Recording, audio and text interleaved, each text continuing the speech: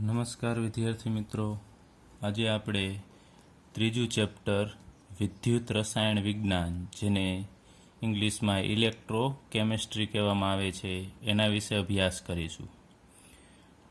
તો વિદ્યુત રસાયણ વિજ્ઞાન છે એ એના નામ ઉપરથી તમને ખ્યાલ આવી જશે કે એવું રસાયણ વિજ્ઞાન કે જે વિદ્યુત સાથે સંકળાયેલું છે.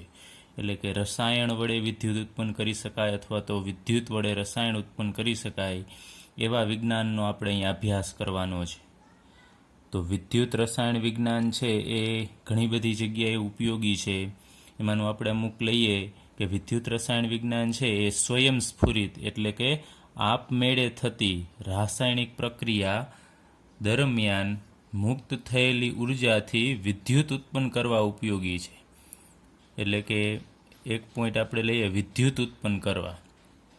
આપમેળે જે રાસાયણિક પ્રક્રિયા થતી હોય એના વડે આપણે વિદ્યુત ઉત્પન્ન કરવું હોય તો આપણે ઉત્પન્ન કરી શકીએ છીએ. એના અભ્યાસ માટે આપણે વિદ્યુત રસાયણ વિજ્ઞાનનો સહારો લેવો પડશે. એવી જ રીતે વિદ્યુત ઉર્જા વડે અસ્વયંસ્ફુરિત એટલે કે આપમેળે ન થતી હોય એવી રાસાયણિક પ્રક્રિયા છે એને આપણે પૂર્ણ કરવી છે. તે પૂર્ણ કરવા માટે પણ આપણે વિદ્યુત રસાયણ વિજ્ઞાનનો સહારો લેવો પડશે. જેમ કે આપણે અહીંયા એક ઉદાહરણ લઈએ, સ્વયંસ્ફુરિત રાસાયણિક પ્રક્રિયા.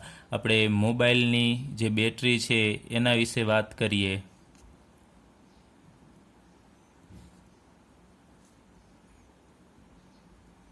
તો મોબાઈલની બેટરી જ્યારે ચાર્જિંગ હોય ત્યારે તમને ખ્યાલ છે એ બેટરીમાંથી આપણે મોબાઈલનો યુઝ કરીએ છીએ ત્યારે આપમેળે પ્રક્રિયા થશે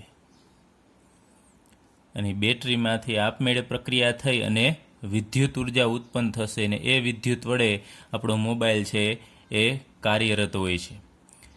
એટલે સ્વયંસ્ફુરિત આપમેળે જ્યારે ચાર્જિંગ થયેલી બેટરી હોય ત્યારે આપમેળે પ્રક્રિયા કરે છે.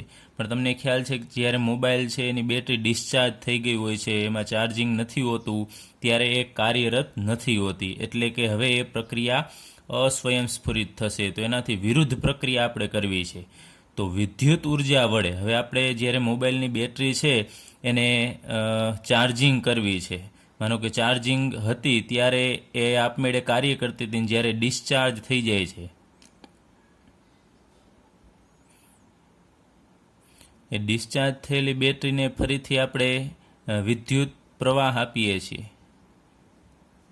એટલે એ ડિસ્ચાર્જ થયેલી બેટરી છે એમાં જે પ્રક્રિયા રાસાયણિક પ્રક્રિયા થવી જોઈએ કે જે અસ્વયંસ્ફુરિત હતી, નથી થતી પ્રક્રિયા, એ બહારથી તમે વિદ્યુત પ્રવાહ આપો છો એટલે ડિસ્ચાર્જ થયેલી બેટરીની અંદર જે અસ્વયંસ્ફુરિત પ્રક્રિયા હતી એ પાછી આપમેળે પ્રક્રિયા થઈ અને બેટરી છે એ ચાર્જિંગ થવા લાગશે. તો આ રીતે આપણે અમુક જે આપમેળે થતી પ્રક્રિયા હોય એ દરમિયાન વિદ્યુત ઉત્પન્ન થાય છે. જેમ કે બેટરી ચાર્જિંગ છે દરમિયાન આપમેળે પ્રક્રિયા થઈને વિદ્યુત ઉત્પન્ન થશે. જ્યારે બેટરી ડિસ્ચાર્જ થઈ જાય ત્યારે એ બેટરીમાં આપણે વિદ્યુત પ્રવાહ એટલે કે આપણે ચાર્જર છે એના વડે કનેક્ટ કરીએ છીએ એટલે આપણે વિદ્યુત પ્રવાહ દાખલ કરીએ છીએ. એ વિદ્યુત પ્રવાહ વડે ડિસ્ચાર્જ થયેલી બેટરીની અંદર જે અસ્વયંસ્ફુરિત રાસાયણિક પ્રક્રિયા હોય છે એ ફરીથી સ્ટાર્ટ થાય છે અને એ ચાર્જિંગ થવા લાગે છે. ચાલો, ત્યારબાદ ઘણી બધી ધાતુઓ છે એ આપણે વિદ્યુત રસાયણ વિજ્ઞાનની મદદથી આપણે ઉત્પન્ન કરી શકીએ છીએ. ઘણી બધી ધાતુઓ છે, લોખંડ, કોપર, આ બધી ધાતુઓ છે એ આની મદદથી આપણે મેળવી શકીએ છીએ. પછી સોડિયમ હાઇડ્રોક્સાઇડ, ક્લોરિન, ફ્લોરિન અને ઘણા બધા એવા બીજા રસાયણો છે એ આપણે વિદ્યુત રાસાયણિક પદ્ધતિ વડે ઉત્પન્ન કરી શકીએ છીએ. જે આપણે આગળ ઉપર ચેપ્ટરમાં અભ્યાસ કરીશું કઈ રીતે વિદ્યુત રસાયણ વિજ્ઞાન વડે આપણે ધાતુઓ, સોડિયમ હાઇડ્રોક્સાઇડ, ક્લોરિન, ફ્લોરિન ઉત્પન્ન કરી શકીએ છીએ. ત્યારબાદ બેટરી અને બળતણ કોષ. બેટરી એટલે કોઈ પણ જે વાહનોમાં હોય એ બેટરી અથવા મોબાઈલની બેટરી, આ બધી જ બેટરી અને અમુક પ્રકારના જે બળતણ કોષ છે એ શું કઈ રીતે કાર્ય કરે છે. તો એ બેટરી અથવા બળતણ કોષની અંદર રસાયણ હશે. તો એ રસાયણ વડે એ રસાયણનું વિદ્યુત ઉર્જામાં રૂપાંતર કરે છે. તો આપણે કહી શકીએ બેટરી અથવા બળતણ કોષ છે એની અંદર રહેલી રાસાયણિક ઉર્જા છે એનું વિદ્યુત ઉર્જામાં રૂપાંતર કરે છે. તો તમને કહે કે બેટરી અથવા બળતણ કોષ છે એનો સિદ્ધાંત શું છે, તો રાસાયણિક ઉર્જાનું વિદ્યુત ઉર્જામાં રૂપાંતર કરવું એ એનો સિદ્ધાંત છે. અને એનો ઉપયોગ ક્યાં થાય છે, તો ઘણા બધા સાધનોમાં આપણે બેટરીનો ઉપયોગ કરીએ છીએ, ઉપકરણોમાં, જેમ કે મોબાઈલ અથવા કોઈ પણ પ્રકારના રમકડા છે એ, અથવા તો ટીવીના જે રિમોટ કંટ્રોલ છે એના સેલ, એવી ઘણી બધી જગ્યાએ આપણે બેટરી અને બળતણ કોષ છે એનો પણ આપણે ઉપયોગ કરીએ છીએ. ત્યારબાદ વિદ્યુત રાસાયણિક રીતે કરેલી પ્રક્રિયાઓ ઉર્જા સક્ષમ હોય છે. એટલે વિદ્યુત રસાયણ વડે જે પ્રક્રિયા થાય છે એ ઉર્જા સક્ષમ, એટલે એની અંદર સારી એવી ઉર્જા હોય છે અને ઓછી પ્રદૂષક હોય છે. એટલે કે એનાથી પ્રદૂષણ ઉત્પન્ન થતું નથી અને પર્યાવરણ મૈત્રીરૂપ હોય છે. જેમ કે આપણે ઉદાહરણ લઈએ, ઓછી પ્રદૂષક હોય છે, આપણે કહી શકીએ કે જે મોબાઈલની બેટરી છે એ આપણે ચાર્જિંગ કરતા હોય છે અથવા એ ડિસ્ચાર્જ થાય છે એ દરમિયાન કોઈ ધુમાડો ઉત્પન્ન થતો નથી કે પર્યાવરણને કોઈ પ્રકારનું એ નુકસાન કરતું નથી. એટલે આપણે કહી શકીએ પર્યાવરણ મૈત્રીરૂપ છે, પર્યાવરણનું મિત્ર છે. ત્યારબાદ એની આપણે અમુક પ્રકારની કાર્ય પદ્ધતિની થોડીક વાત કરીએ, તો જેમ આપણા શરીરની અંદર મગજમાં જે પ્રકારનું સંદેશા વ્યવહાર થતું હોય છે એ મુજબ જ આનું કાર્યરત હોય છે. આ જેમ કે સંવેદી સંકેતોનું મગજમાં સંચરણ, અમુક પ્રકારના સંવેદી જે સંકેતો આવતા હોય છે એ મગજમાં જતા હોય છે અને ફરીથી મગજ એ સંદેશાનો જવાબ આપી અને રિપ્લાય કરતું હોય છે. એટલે બંને પ્રકારમાં આ રીતે આ દિશામાં પણ એ પ્રક્રિયા થાય છે. માનો કે આ બાજુ મગજ છે તો મગજ તરફ પણ સંદેશા જાય છે અને મગજ ત્યારબાદ અમુક ડિસિઝન લઈ અને રિવર્સ દિશામાં એ પાછો મોકલે છે કે આ રીતે કાર્ય કરવાનું છે. એટલે એ બંને દિશામાં પ્રક્રિયા છે થાય છે. એવી જ રીતે વિદ્યુત રસાયણ વિજ્ઞાનમાં પણ એ જે કોષ છે એમાં બંને પ્રકારની પ્રક્રિયા છે અમુક થઈ શકે છે અમુક પ્રકારના કોષમાં. ત્યારબાદ કોષની વચ્ચે સંદેશા વ્યવહાર. આપણા શરીરમાં પણ તમને ખ્યાલ છે જે ઘણા બધા કોષ છે એ કોષની અંદર સંદેશા વ્યવહાર, એટલે કે એની સંદેશાની આપલે થતી હોય છે. એમાં પણ બંને પ્રકારની આપલે થતી હોય છે. કોષની અંદર આ કોષ છે તો કોષની અંદર પણ સંદેશા જતા હોય છે અને કોષની બહાર પણ સંદેશા જતા હોય છે. તો બંને દિશામાં જે પ્રકારે અહીંયા સંદેશા વ્યવહાર થાય છે એ જ પ્રકારની પ્રક્રિયા છે અહીંયા વિદ્યુત રસાયણ વિજ્ઞાનમાં છે જોવા મળે છે. હવે આપણે આગળ ઉપરના પોઈન્ટ ભણીએ એ પહેલાં આપણે ઓક્સિડેશન, રિડક્શન અને રેડોક્સ પ્રક્રિયા વિશે થોડો અભ્યાસ કરી લઈએ. આપણે 11મા ધોરણની અંદર આ બધું ભણી ગયા છીએ, ઓક્સિડેશન, રિડક્શન અને રેડોક્સ પ્રક્રિયા. છતાં પણ આપણે થોડું રિવિઝન કરી લઈએ કે ઓક્સિડેશન કેને કહેવામાં આવે છે. તો આપણે આગળ ઉપર ભણી ગયા હતા કે જે સંયોજનની અંદર ઓક્સિજન ઉમેરાતો હોય, એટલે કે ઓક્સિજનનું ઉમેરાવું અથવા તો હાઇડ્રોજન દૂર થતો હોય અથવા ઇલેક્ટ્રોન દૂર થતો હોય અને ઓક્સિડેશન આંકમાં જો વધારો થતો હોય તો આવી કોઈ પણ ઘટના છે એને ઓક્સિડેશન કહેવામાં આવે છે. ફરીથી ઓક્સિજનનું ઉમેરાવું, હાઇડ્રોજનનું દૂર થવું, ઇલેક્ટ્રોનનું દૂર થવું અને ઓક્સિડેશન આંકમાં વધારો થવો એને આપણે ઓક્સિડેશન કહેશું. અહીંયા આપણે બહુ મહત્ત્વનું છે ઇલેક્ટ્રોનનું દૂર થવું, જેમાં મોટા ભાગની બધી ક્રિયા છે એ સમાયેલી હોય છે. એટલે ઇલેક્ટ્રોનનું દૂર થવું એ ઘટનાને આપણે ઓક્સિડેશન કહેશું. આ ખાસ યાદ રાખજો, ઇલેક્ટ્રોનનું દૂર થવું એને ઓક્સિડેશન કહેવામાં આવે છે. એનું આપણે અમુક એક એક્ઝામ્પલ લઈએ, જેમ કે ઝીંક જે સોલિડ છે, ઘન અવસ્થામાં છે, એ ઝીંક ધાતુ છે એ જો ઇલેક્ટ્રોન ગુમાવે, એટલે ઝીંક 2 ઇલેક્ટ્રોન ગુમાવે છે, Zn એમાંથી બનશે +2 એક્યુ અવસ્થામાં અને +2 ઇલેક્ટ્રોન, એટલે અહીંયા 2 ઇલેક્ટ્રોન મુક્ત થાય છે. તો તમે જોઈ શકો છો અહીંયા ઝીંક છે એને ઇલેક્ટ્રોન મુક્ત કર્યા છે, એમાંથી ઇલેક્ટ્રોન દૂર થાય છે. તો ઝીંકમાંથી ઇલેક્ટ્રોન દૂર થવું એ ઘટનાને આપણે ઓક્સિડેશન કહેશું. આવી કોઈ પણ બીજી પ્રક્રિયા આપણે લઈ શકીએ. માનો કે આ સોડિયમ છે, સોડિયમ સોલિડ અવસ્થામાં છે, અથવા આપણે એને ગેસ અવસ્થામાં લઈ જઈએ, સબ્લિમેશન અવસ્થામાં. ગેસ અવસ્થામાં રહેલો સોડિયમ છે એ એક ઇલેક્ટ્રોન ગુમાવશે, એટલે એમાંથી Na+ બનશે અને એક ઇલેક્ટ્રોન મુક્ત કરે છે. તો અહીંયા પણ સોડિયમે ઇલેક્ટ્રોનને દૂર કર્યો છે. તો આ પ્રક્રિયાને આપણે ઓક્સિડેશન પ્રક્રિયા કહીશું. એટલે સેમ એ જ રીતે આપણે લઈએ રિડક્શન કેને કહેવું. તો ટોટલી ઓક્સિડેશનની વિરુદ્ધ ઘટના છે આ રિડક્શન. ઓક્સિજનનું દૂર થવું, હાઇડ્રોજન ઉમેરાવો, ઇલેક્ટ્રોનનું ઉમેરાવું અને ઓક્સિડેશન આંકમાં ઘટાડો થવો. આમાં પણ બહુ અગત્યનું છે આ ઇલેક્ટ્રોનનું ઉમેરાવું. એટલે કે જો કોઈ પણ આયન કે પદાર્થની અંદર ઇલેક્ટ્રોન ઉમેરાતો હોય તો એવી પ્રક્રિયાને આપણે રિડક્શન પ્રક્રિયા કહેશું. આપણે ઉદાહરણ તરીકે લઈએ કે જો આપણી પાસે Cu+2 આયન હોય, કોપર+2 આયન હશે અને એ 2 ઇલેક્ટ્રોન મેળવે છે. તો Cu+2 આ 2 ઇલેક્ટ્રોન મેળવશે તો એમાંથી તમને ખ્યાલ છે કે Cu સોલિડ બનશે, એના ઉપરનો વીજભાર છે નીકળી જશે.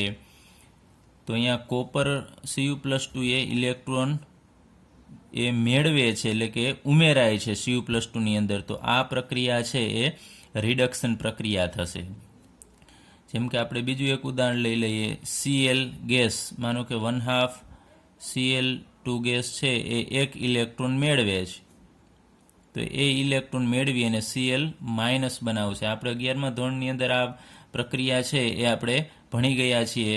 તો Cl એ ઇલેક્ટ્રોન મેળવશે તો એમાંથી જે આયન બનશે એ ઋણાયન બને છે. તો આ બંને પ્રક્રિયા છે એમાં ઇલેક્ટ્રોનનું ઉમેરણ થાય છે, ઉમેરાય છે ઇલેક્ટ્રોન. તો આ બંને પ્રક્રિયાને આપણે રિડક્શન પ્રક્રિયા કહેશું. અને ફાઇનલી આપણે લઈએ રેડોક્સ પ્રક્રિયા કેને કહેવાય. તો એ આપણે ભણી ગયા છીએ કે જે પ્રક્રિયાની અંદર ઓક્સિડેશન થતું હોય અને રિડક્શન થતું હોય, એટલે કે ઓક્સિડેશન અને રિડક્શન બંને પ્રક્રિયા થતી હોય એવી પ્રક્રિયાને આપણે રેડોક્સ પ્રક્રિયા કહેશું. માનો કે આપણે લઈએ એક સાથે થતી હોય એવી પ્રક્રિયા, ઝીંક સોલિડ પ્લસ Cu+2 એક્યુઅસ. આ બંને આ ઝીંક સોલિડ છે અને Cu+2 એક્યુઅસ છે. તો ઝીંક આને ઇલેક્ટ્રોન આપી દેશે એટલે ઝીંકમાંથી બનશે Zn+2 એક્યુઅસ અને Cu+2 ઇલેક્ટ્રોન મેળવી લેશે, એમાંથી બનાવશે Cu સોલિડ. એટલે અહીંયા 2 ઇલેક્ટ્રોનની આપલે થાય છે. ઝીંકે ઇલેક્ટ્રોન ગુમાવ્યા અને કોપરે ઇલેક્ટ્રોન મેળવ્યા. તો તમે જુઓ છો કે ઝીંકે ઇલેક્ટ્રોન ગુમાવી અને Zn+2 બને છે. તો ઝીંકનું ઓક્સિડેશન થશે. અહીંયા આપણે પ્રક્રિયા લખેલી છે. અને કોપર છે એ ઇલેક્ટ્રોન મેળવે છે. તો Cu+2 ઇલેક્ટ્રોન મેળવી અને Cuમાં રૂપાંતર થશે. તો Cu+2 માંથી Cuમાં રૂપાંતર થવું એ પ્રક્રિયાને આપણે રિડક્શન પ્રક્રિયા કહેશું. અને ઝીંકમાંથી Zn+2 બનવું એને આપણે ઓક્સિડેશન પ્રક્રિયા કહેશું. અને આ સંપૂર્ણ પ્રક્રિયા, આ આખી પ્રક્રિયા છે કે જેમાં ઓક્સિડેશન અને રિડક્શન બંને સંકળાયેલું છે, એકસાથે થાય છે, એવી પ્રક્રિયાને આપણે રેડોક્સ પ્રક્રિયા કહેશું. તો આ ખાસ યાદ રાખજો, કેમ કે આનો આપણે ઘણો બધો ઉપયોગ કરીશું આ ચેપ્ટરની અંદર. ફરીથી એક વખત ઓક્સિડેશન કહેશું કે જેમાં ઇલેક્ટ્રોન દૂર થતા હોય એને ઓક્સિડેશન કહેવામાં આવે છે.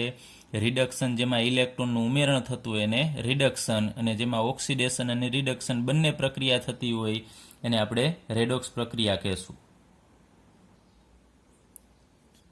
ચાલો હવે આપણે વિદ્યુત રાસાયણિક કોષ વિશે અભ્યાસ કરીશું. આ પણ આપણે 11મા ધોરણની અંદર ભણી ગયા છીએ ચેપ્ટર 8ની અંદર.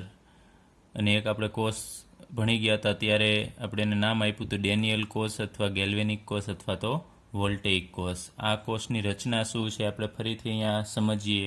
આપણી પાસે અહીંયા 2 પાત્ર છે. એમાંનું જે આ ડાબી બાજુનું પાત્ર છે એ પાત્રની અંદર આપણે ભરી દઈએ ZnSO4 ઝીંક સલ્ફેટ ભરી દઈએ. એટલે આની અંદર 2 આયનો હશે, એક Zn+2 આયન અને SO4-2 આયન. અને અહીંયા એક આપણે આ સળિયો રાખેલો છે. આ સળિયો છે એ ઝીંકનો જ લેવાનો છે, એ પણ આપણે ભણી ગયા છીએ. આને આપણે વિદ્યુત ધ્રુવ, આ જે સળિયો છે ને વિદ્યુત ધ્રુવ કહીએ છીએ. તો અહીંયા ઝીંક વિદ્યુત ધ્રુવ થશે. અને અહીંયા આ બાજુનો જે સળિયો છે એને આપણે એનોડ કહેશું, પણ એ આપણે આગળ ઉપર લઈએ એટલે ફરીથી અહીંયા જોઈ લઈએ એક પાત્ર ડાબી બાજુનું છે એમાં ZnSO4નું દ્રાવણ ભરેલું છે, અને એની અંદર જે આપણે પટ્ટી ડૂબાડેલી છે એટલે કે જે વિદ્યુત ધ્રુવ છે એ ઝીંકનો છે. અહીંયા ઝીંક સોલિડ અવસ્થામાં છે, અને અહીંયા Zn+2 છે એ એક્યુઅસ અવસ્થામાં છે. સેમ એ જ રીતે અહીંયા જમણી બાજુએ જે પાત્ર છે એ પાત્રની અંદર આપણે કોપર સલ્ફેટ CuSO4 જેને મોરથુથું પણ કહેવામાં આવે છે, કોપર સલ્ફેટનું દ્રાવણ ભરીએ તો એનું જલીય દ્રાવણ હશે, એમાં Cu+2 આયન હાજર હશે અને બીજું SO4-2 આયન પણ હાજર હશે. અને એની અંદર જે આપણે પટ્ટી ડૂબાડીએ છીએ એટલે કે જે વિદ્યુત ધ્રુવ છે એ કોપરનો હશે. આ વિદ્યુત ધ્રુવ છે, તો એની અંદર પણ બે પ્રકારની પ્રક્રિયા થાય છે, એક ઓક્સિડેશન ને એક રિડક્શન. એના પહેલાં એક હજી લઈ લઈએ, આ વચ્ચે જે છે એને આપણે ક્ષાર સેતુ કહીએ છીએ. એ એમોનિયમ નાઇટ્રેટનું દ્રાવણ હોય છે એની અંદર, અથવા તો KNO3 પણ તમે લઈ શકો છો એની અંદર, પોટેશિયમ નાઇટ્રેટ. આ ક્ષાર સેતુ યુ આકારની નળી છે, અને એના બંને અહીંયા છેડે આપણે ગ્લાસ વૂલ રાખીએ છીએ, કાચનું રૂ, એનો એક છેડો ડાબી બાજુના પાત્રમાં અને એક છેડો જમણી બાજુના પાત્રમાં રહે એ રીતે આપણે એ ગોઠવણી કરીએ છીએ. અને અહીંયા જે ઝીંકનો વિદ્યુત ધ્રુવ અને કોપરનો વિદ્યુત ધ્રુવ બંનેને આપણે તાંબાના તાર વડે છે, કોપરના વાયર વડે આપણે એને જોડી દઈએ છીએ. અહીં શક્ય હોય તો તમે વચ્ચે એમીટર અથવા ગેલ્વેનોમીટર છે મૂકી શકો છો. તો એમીટર હોય તો એની મદદથી તમે વિદ્યુત પ્રવાહ છે એ કઈ દિશામાં જાય છે એ નક્કી તમે કરી શકો છો. તો આ આપણો આખો કોર્સ છે, એમાં જ્યારે આને અહીં એક સ્વિચ પણ રાખી શકાય રાખવી હોય તો, જ્યારે આ બંનેને આપણે કનેક્ટ કરીએ છીએ ત્યારે શું થાય છે કે ઝીંક છે, આ ઝીંકનો સળિયો છે એ ઇલેક્ટ્રોન મુક્ત કરે છે. એટલે કે ઝીંક છે એમાંથી Zn+2 બનશે. આપણે આ પણ આગળ ઉપર ભણી ગયા છીએ, ઝીંક જે સોલિડ છે એ દ્રાવણની અંદર ઇલેક્ટ્રોન મુક્ત કરે છે, સળિયામાં ઇલેક્ટ્રોન મુક્ત કરે છે અને દ્રાવણની અંદર આયન જશે. તો આ આયન છે એ દ્રાવણની અંદર જશે. અહીંયા ઝીંક, માનો કે અહીંયા ઝીંક છે એ દ્રાવણની અંદર જશે, Zn+2 બનશે અને અહીંયાથી ઇલેક્ટ્રોન મુક્ત થશે, 2 ઇલેક્ટ્રોન. તો અહીંયા તમે જુઓ છો ઝીંકમાંથી Zn+2 ઇલેક્ટ્રોન મુક્ત થયા, તો આ પ્રક્રિયાને આપણે ઓક્સિડેશન પ્રક્રિયા કહેશું. અને આ ઇલેક્ટ્રોન છે એ આ દિશામાં જશે. તો અહીંયા તમે જુઓ છો આ જે દિશા છે એ ઇલેક્ટ્રોનની દિશા છે. ઇલેક્ટ્રોન છે આ બાજુ જશે, એટલે કે ઇલેક્ટ્રોનનું વહન દર્શાવે છે.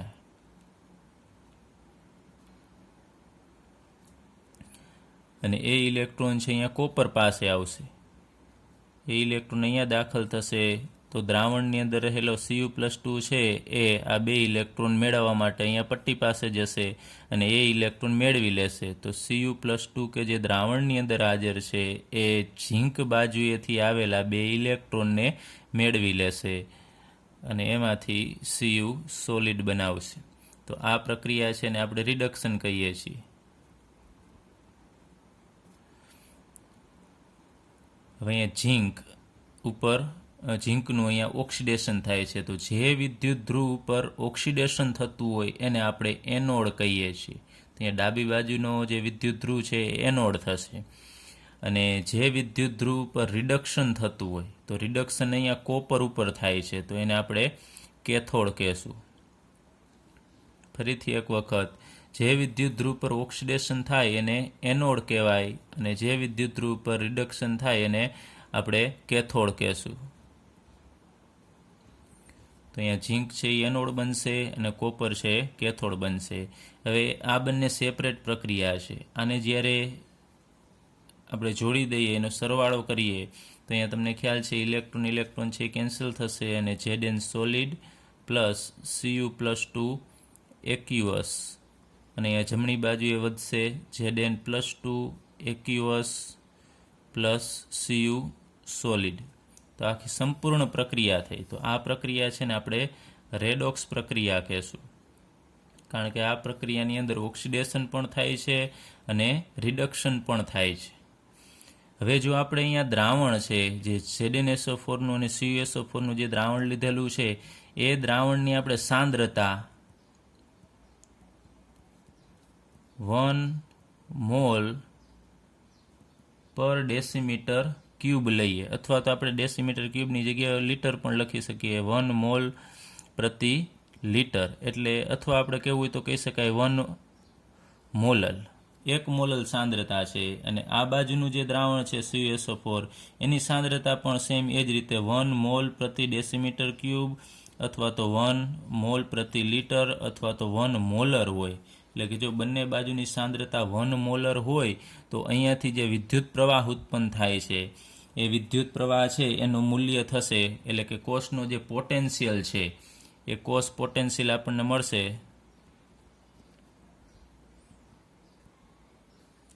જેને આપણે ઈ સેલ વડે દર્શાવીએ છીએ. ઈ સેલ E0 સેલ બરાબર અહીંયા થશે 1.1 વોલ્ટ. 1.1 વોલ્ટ છે અહીંયા થશે. ત્યારબાદ એક બીજું કંઈ ઇલેક્ટ્રોનનું વહન આ દિશામાં થતું હોય છે તો વિદ્યુત પ્રવાહનું વહન છે એનાથી વિરુદ્ધ થતું હોય છે. વિદ્યુત પ્રવાહનું વહન આ દિશામાં થશે. યાદ રાખજો, ઇલેક્ટ્રોનનું વહન જે દિશામાં થતું હોય એનાથી વિરુદ્ધ વિદ્યુત પ્રવાહનું વહન થાય છે.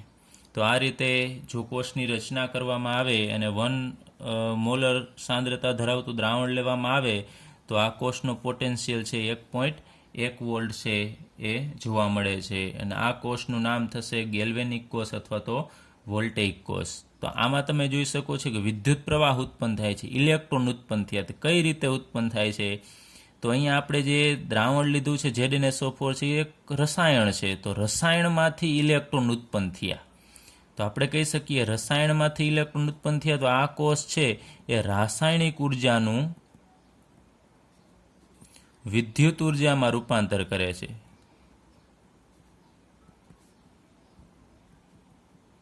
ખાસ યાદ રાખજો, રાસાયણિક ઉર્જા એટલે અહીંયા જે રસાયણ છે એ રસાયણની અંદર સમાયેલી ઉર્જા છે એનું એ વિદ્યુત ઉર્જામાં એટલે કે ઇલેક્ટ્રોન ઉત્પન્ન કરે છે. ઇલેક્ટ્રોન દ્વારા એ વિદ્યુત ઉર્જામાં રૂપાંતર કરે છે. તો આપણે આ કોષનો સિદ્ધાંત પણ કહી શકીએ. આ કોષનો સિદ્ધાંત શું થશે? તો રાસાયણિક ઉર્જાનું વિદ્યુત ઉર્જામાં રૂપાંતર.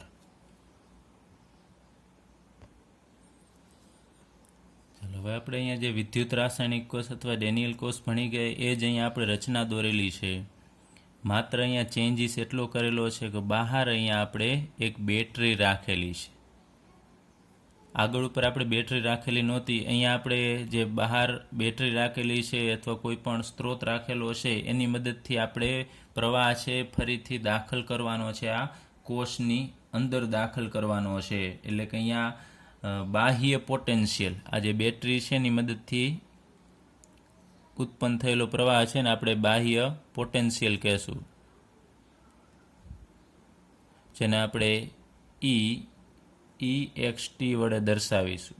એટલે એક્સટર્નલ થશે,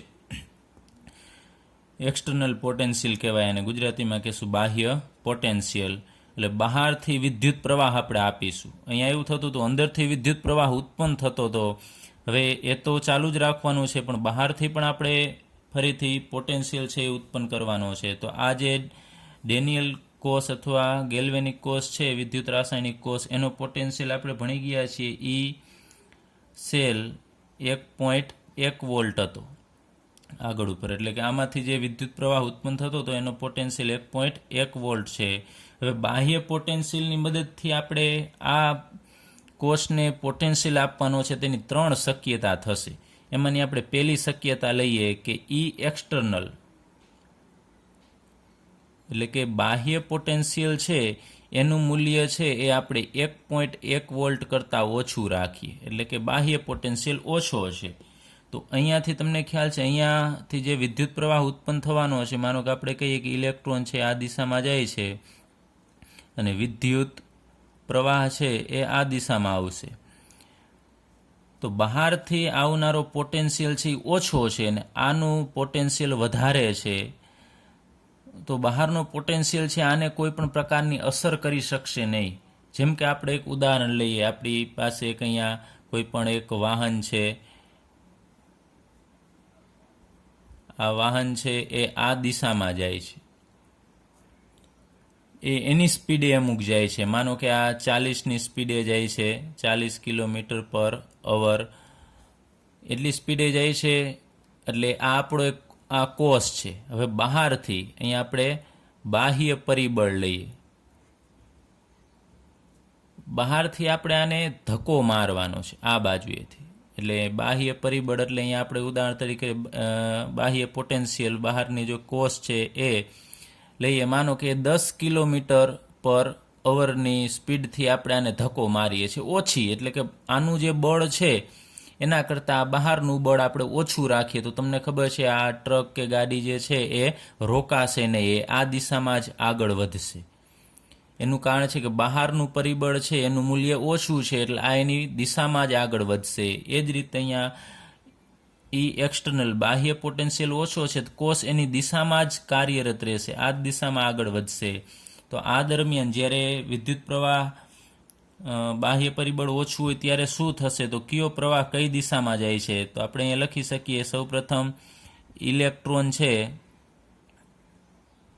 નું વહન કઈ દિશામાં થશે. તો તમે જુઓ છો કે આ બાજુ એનોડ છે ને આ કેથોડ છે, અથવા તો અહીંયા ઝીંક છે અને આ જગ્યાએ અહીંયા કોપર છે. તો આપણે કહી શકીએ ઇલેક્ટ્રોન છે ઝીંકથી કોપર તરફ જાય છે. તો અહીંયા આપણે કહેશું કે ઇલેક્ટ્રોનનું વહન છે એ ઝીંકથી કોપર તરફ જશે.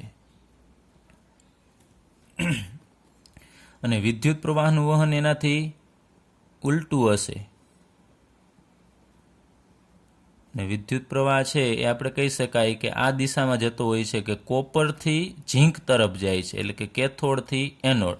તો આપણે કહી શકીએ કોપરથી ઝીંક તરફ.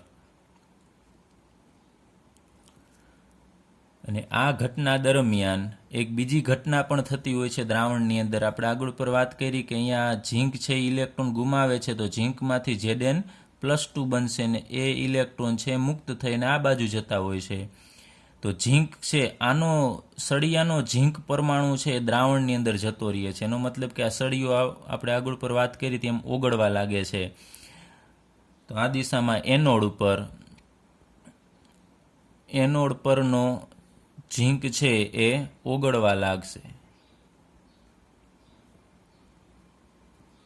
એ ઓગળશે. અને બીજું શું થશે કે આ બાજુથી ઇલેક્ટ્રોન છે આ બાજુ આવી અને દ્રાવણની અંદર 2 ઇલેક્ટ્રોન જશે તો દ્રાવણની અંદર રહેલો Cu+2 છે એ આ ઇલેક્ટ્રોન મેળવશે. તો Cu+2 આ ઇલેક્ટ્રોન મેળવવા સળિયાની બાજુમાં જશે એટલે Cu+2 છે એનું રૂપાંતર Cuમાં થશે. તો Cu અહીંયા જમા થઈ જશે. તો કોપરની ઉપર એટલે કે જે કેથોડ છે, કેથોડ પર કોપર છે એ નિક્ષેપિત થશે. નિક્ષેપિત એટલે કે જમા થશે. અહીંયા કોપર છે એ જમા થવા લાગશે આ બાજુએ અને ઝીંક છે એ ધીમે ધીમે ઓગળવા લાગશે. તો આ બે પ્રકારની ઘટના છે એ જ્યારે એક્સટર્નલ એટલે બાહ્ય પોટેન્શિયલ છે એ ઓછો હોય, જે કોષના પોટેન્શિયલ કરતાં ઓછું હોય ત્યારે એ કોષની જે પ્રક્રિયા છે એ આગળ ઉપર જેમ ચાલતી હતી એમ જ ચાલશે, કોઈ પણ પ્રકારનો ફેરફાર થશે નહીં. હવે આપણે બીજું લઈએ કે જો એક્સટર્નલ બરાબર 1.1 વોલ્ટ, એટલે કે બાહ્ય પરિબળમાંથી આવતો પોટેન્શિયલ અને કોષનો પોટેન્શિયલ બંને સમાન છે. તો હવે આપણે વિચાર કરીએ અહીંયા આ ઉદાહરણ લઈએ, ટ્રક જે સ્પીડથી આવે છે એની પાસે જેટલું બળ છે એટલું જ બળ આપણે બહારથી આપીએ. માનો કે 40ની સ્પીડથી કોઈ પણ એવો જ ટ્રક સામેથી બંને સમાન ટ્રક આવે છે તો બંનેની સ્પીડ સમાન છે, બંનેના બળ સમાન છે, તો બંને સામસામે અથડાશે તો બંને અટકી જશે. આ ટ્રક આ બાજુએ વધુ પ્રમાણમાં આગળ નહીં જાય, આ બાજુએ નહીં જાય, કેમ કે સામસામે બંને સમાન બળ છે. તો સમાન બળ છે એવું જ અહીંયા થાય છે કે બંને પોટેન્શિયલ સમાન હોવાથી આવી કોઈ પણ પ્રકારની પ્રક્રિયા છે અહીંયા થશે નહીં. અહીંયા આપણે ઉદાહરણ લઈ લઈએ કે બહારથી આવતું પોટેન્શિયલ અને આ કોષનો પોટેન્શિયલ બંને સમાન રાખવાનો છે. તો ઇલેક્ટ્રોનને આમ જાવું છે, આ બાજુથી ઇલેક્ટ્રોનને આમ જાવું છે, પણ આ કોષમાંથી ઇલેક્ટ્રોન વળી પાછો આ બાજુએ આવશે. આ બાહ્ય કોષ છે એમાંથી ઇલેક્ટ્રોન અહીંયા આવશે અને બંનેની જે એનું બળ છે, એનો પ્રવાહ છે એ સમાન હોવાથી એ આ બાજુથી આવતો ઇલેક્ટ્રોન આમ નહીં જઈ શકે, આ બાજુથી આવતો આ બાજુ નહીં જઈ શકે, એટલે કે પ્રક્રિયા છે અટકી જશે. તો આપણે કહી શકીએ જ્યારે એ એક્સટર્નલ બરાબર 1.1 થશે ત્યારે ઇલેક્ટ્રોનનું અને વિદ્યુત પ્રવાહ છે એનું વહન થશે નહીં. એટલે કે ઇલેક્ટ્રોન એકઈ દિશામાં વહન પામશે નહીં, વિદ્યુત પ્રવાહનું વહન થશે નહીં. ત્યારબાદ આપણે કહીએ કે એનોડ પરનો ઝીંક અહીંયા ઓગળતો હતો અને કેથોડ ઉપર કોપર જમા થતું હતું. જ્યારે અહીંયા કોઈ પ્રક્રિયા જ નથી થતી, કારણ કે ઇલેક્ટ્રોન સામે એટલા જ પરિબળથી આવે છે, એટલી સ્પીડથી, અને આ પ્રક્રિયાને અટકાવી દે છે. તો અહીંયા કોઈ પણ પ્રકારની પ્રક્રિયા થશે નહીં. તો આપણે કહી શકીએ અહીંયા રાસાયણિક પ્રક્રિયા થશે નહીં. તો આ સંજોગોમાં તમને પાઠ્યપુસ્તકમાં આકૃતિ આપેલી છે, એમાં આપેલું છે I બરાબર 0, એટલે કે વિદ્યુત પ્રવાહનું મૂલ્ય છે એ 0 થશે અને એ સમયે રાસાયણિક પ્રક્રિયા થશે નહીં. તો તમને કહેવામાં આવે કે જ્યારે E એક્સટર્નલ બરાબર 1.1 હોય ત્યારે એનોડ પર કોપર ઝીંક છે ઓગળશે કે નહીં, તો ના પાડી દેવાની થશે, કારણ કે કોઈ પ્રકારની પ્રક્રિયા થશે જ નહીં. ચાલો હવે ત્રીજી શક્યતા આપણે લઈએ કે E external is less than greater than 1.1 volt, એટલે કે બાહ્ય પરિબળનું મૂલ્ય છે એ કોષનું જે પોટેન્શિયલ છે એના કરતાં વધારે છે. તો બાહ્ય પોટેન્શિયલનું મૂલ્ય વધુ છે. તો હવે શું થશે એ આપણે ભણવાનું છે. અહીંયા તો બહારથી આવતા ઇલેક્ટ્રોનનો પ્રવાહ વધી જશે અને આ પ્રવાહ છે એ ઘટી જશે. અહીંયા આપણે ઉદાહરણથી ફરીથી સમજીએ. આનું પરિબળ બળ ઓછું છે ને આ બાજુથી આવનારાનું બળ વધારે છે. તો તમને ખબર છે આ ગાડીને રોકી તો દેશે જ, ઉલટાનું આ બાજુનું પરિબળ વધુ હોવાથી આ ગાડીને પણ આ બાજુ લઈ જશે. એની દિશા જ છે બદલાવી નાખશે, જો આ બાજુથી બાહ્ય પરિબળનું બળ જો વધારે હશે તો. એ જ રીતે અહીંયા થશે, બાહ્ય પોટેન્શિયલ વધુ છે તો આ પ્રક્રિયા થતી હતી એ અટકી જશે અને એનાથી વિરુદ્ધ દિશામાં આમ થશે. એટલે કે ઇલેક્ટ્રોન છે આ દિશામાં આવે, પહેલાં આમ જતો હતો તો ઇલેક્ટ્રોન છે આ દિશામાં આવશે, કેમ કે બહારથી ઇલેક્ટ્રોન આ દિશામાં સ્પીડમાં આવે છે તો ઉલટાઈ જશે. તો અહીંયા તમે જુઓ છો કે પહેલાં ઇલેક્ટ્રોન આ દિશામાં જતા હતા, હવે ઇલેક્ટ્રોન આ દિશામાં આવે છે, તો પ્રક્રિયા ઉલટાઈ જશે. તો અહીંયા આપણે એમ કહી શકીએ હવેના સંજોગમાં જો E એક્સટર્નલ ગ્રેટર ધેન 1.1 હશે તો ઇલેક્ટ્રોન છે આ દિશામાં આગળ વધશે. આમાંથી ઇલેક્ટ્રોન, કોપરમાંથી ઇલેક્ટ્રોન નીકળીને ઝીંક તરફ જશે અને વિદ્યુત પ્રવાહ એનાથી વિરુદ્ધ થશે, આ બાજુ જશે.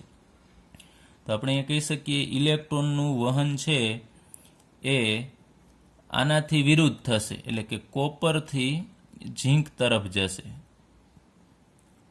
આ બાજુથી ઇલેક્ટ્રોન ઉત્પન્ન થઈ અને ઝીંક તરફ જાય છે અને વિદ્યુત પ્રવાહ છે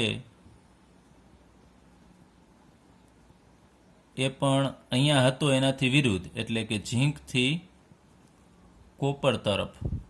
અહીંયા તમે જુઓ છો કે વિદ્યુત પ્રવાહ છે આ દિશામાં છે, એટલે કે ઝીંકથી કોપર તરફ જશે. ચાલો ત્યારબાદ બીજી જે ઘટના અહીંયા જોવા મળે છે, અહીંયા પ્રક્રિયા આખી ઉલટાઈ જશે. તો ઇલેક્ટ્રોનનું વહન કોપરથી ઝીંક તરફ, એટલે અહીંયા તમે જુઓ છો કે ઇલેક્ટ્રોન છે આ બાજુથી આ બાજુ જાય છે, એનો મતલબ કે અહીંયા ઇલેક્ટ્રોન ગુમાવવા પડશે. અહીંયા ઇલેક્ટ્રોન છે ઉત્પન્ન થયેલા આ બાજુ જશે. તો ટોટલી અહીંયા વિરુદ્ધ ઘટના છે જોવા મળે છે. અહીંયા આપણે વાત કરી હતી એનોડ પરનો ઝીંક ઓગળવા લાગશે, પરંતુ હવે અહીંયા ઇલેક્ટ્રોન છે આ બાજુથી આવશે, એ ઇલેક્ટ્રોન અહીંયા જઈ અને દ્રાવણની અંદર જે Zn+2 છે એ ઇલેક્ટ્રોન મેળવશે. તો Zn+2 ઇલેક્ટ્રોન મેળવી અને અહીંયા ઝીંકમાં રૂપાંતર પામી અને અહીંયા ઝીંક ધાતુ છે એ જમા થશે. ઉલટી પ્રક્રિયા ટૂંકમાં થશે. દ્રાવણની અંદર Zn+2 આ બાજુથી આવનાર ઇલેક્ટ્રોનને મેળવી લેશે અને Zn+2 માંથી Zn બનશે. એટલે આપણે કહી શકીએ અહીંયા એનોડ પર ઝીંક છે એ નિક્ષેપિત થશે, એટલે કે જમા થશે. એનોડ ઉપર ઝીંક છે જમા થશે અને કેથોડ પર અહીંયા કોપર નિક્ષેપિત થતો હતો, જ્યારે એ ઓગળવા લાગશે, કારણ કે અહીંયા ઇલેક્ટ્રોન અહીંયા કોપરને હવે મુક્ત કરવાના થશે. તો Cu છે ઇલેક્ટ્રોન મુક્ત કરશે તો Cuનું રૂપાંતર છે એ Cu+2માં થશે. તો કોપરના પરમાણુ બહાર નીકળતા જશે અને ધીમે ધીમે આ સળીઓ છે એ ખવાવા લાગશે, એટલે કેથોડ પર કોપર છે એ ઓગળશે.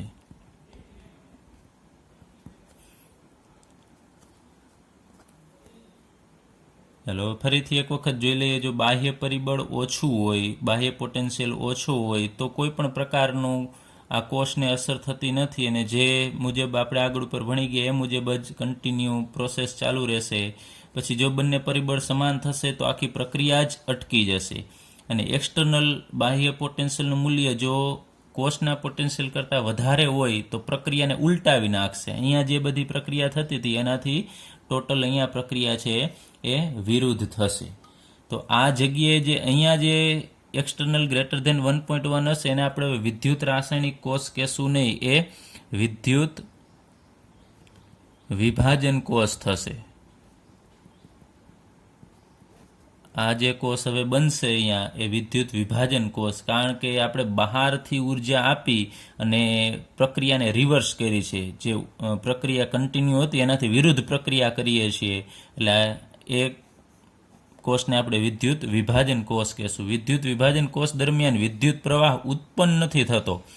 બહારથી વિદ્યુત પ્રવાહ આપણે આપીએ છીએ અને ધાતુ છે એ આપણને મળશે, ઝીંક ધાતુ છે એ મળે છે. અને વિદ્યુત રાસાયણિક કોષ છે એમાં વિદ્યુત પ્રવાહ ઉત્પન્ન થાય છે, આમાં વિદ્યુત પ્રવાહ આપવો પડે છે, એટલો બંનેમાં ચેન્જીસ છે.